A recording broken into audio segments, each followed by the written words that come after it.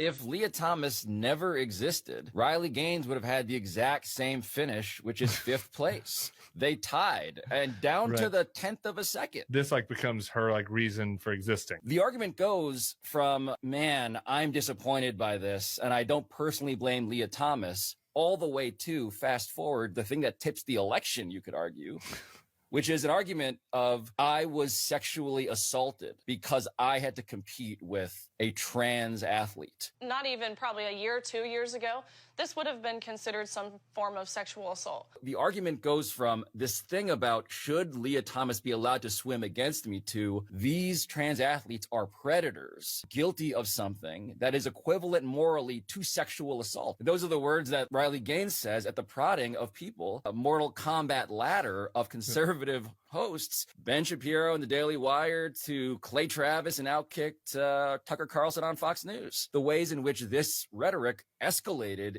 and got weaponized, and I mean that almost literally, in the sense of these words got used against a population of people who were never accused before this era of, in this swimming context, being predators. Right. The story we tell is told through the voices and the eyes of Riley Gaines' former teammates. They had to watch Riley Gaines go through this whole victimhood industrial complex that earned her money, lots and lots of money over time, swung elections in ever more increasing and pervasive ways, while also the real story of victimization was largely, if not entirely, being ignored. The head coach of the University of Kentucky swim team, Lars Jorgensen, Riley Gaines has described in her book as one of her best friends. As recently as a couple of months ago, she called a terrific coach. Lars Jorgensen has been accused of raping multiple members of the University of Kentucky women's swimming team, Riley Gaines' teammates. She's talked about Lars Jorgensen, one tweet about it. And that was before, by the way, she compared her personal situation to what Simone Biles experienced when she was literally sexually assaulted by Larry Nassar.